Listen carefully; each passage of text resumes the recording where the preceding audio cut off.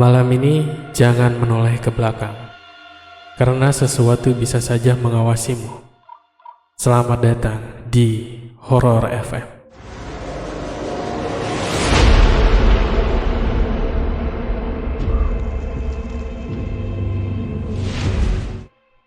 Mari kita mulai kisah yang akan menghantuimu sepanjang malam.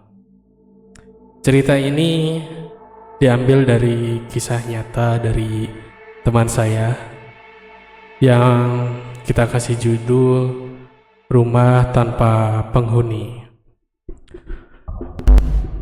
Rumah itu sudah lama kosong, tidak ada yang tahu pasti sejak kapan, tapi warga sekitar menghindarinya. Konon, setiap orang yang pernah masuk ke sana tidak pernah kembali dalam keadaan yang sama.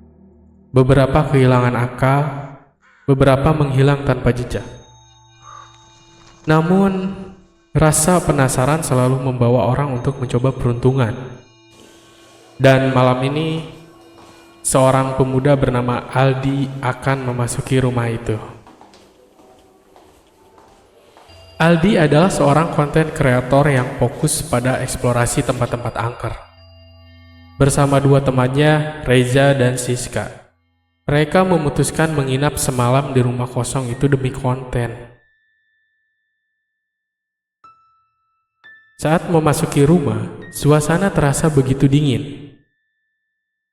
Jauh lebih dingin daripada udara luar.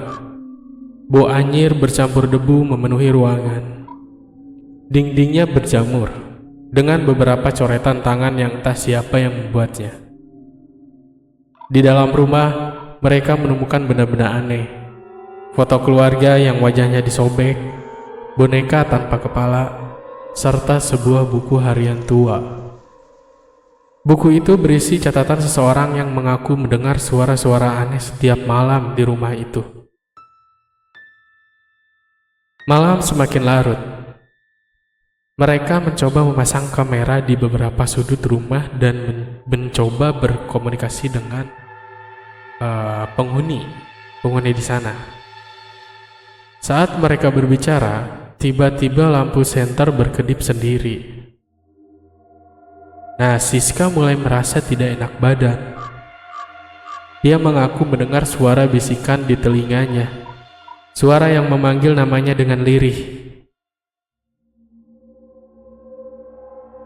Ketika mereka menelusuri bagian atas rumah, Reza menemukan pintu yang terkunci. Anehnya, pas si Reza nyentuh gagang pintu, pintunya terbuka sendiri.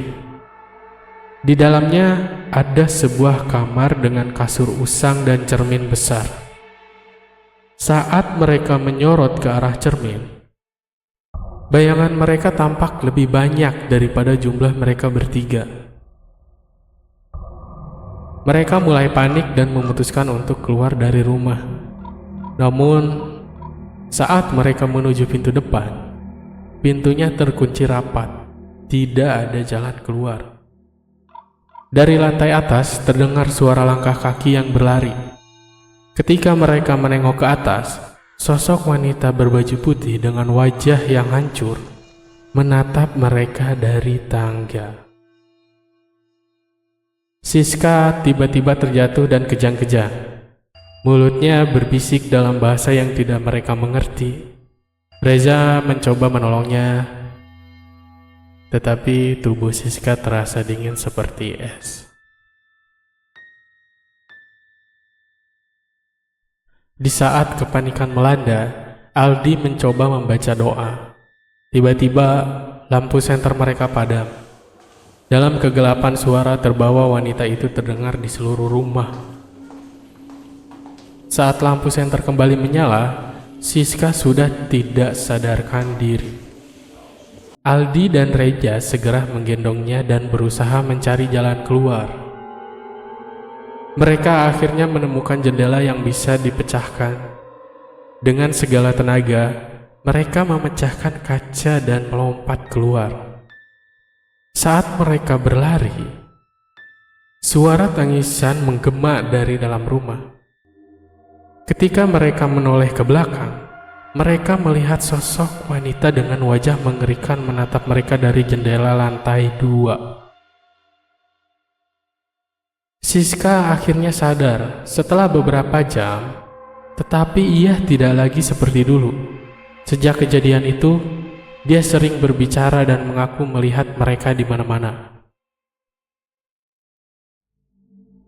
Sementara itu, Aldi dan Reja memutuskan untuk menghapus seluruh rekaman yang mereka buat. Namun, sebelum menghapusnya, Aldi melihat sesuatu di rekaman terakhir mereka. Saat mereka keluar dari rumah, ada sosok lain yang ikut berjalan bersama mereka. Seseorang yang seharusnya tidak ada di sini. Jadi untuk cerita malam ini ya lumayan lah, cukup deg-degan lah.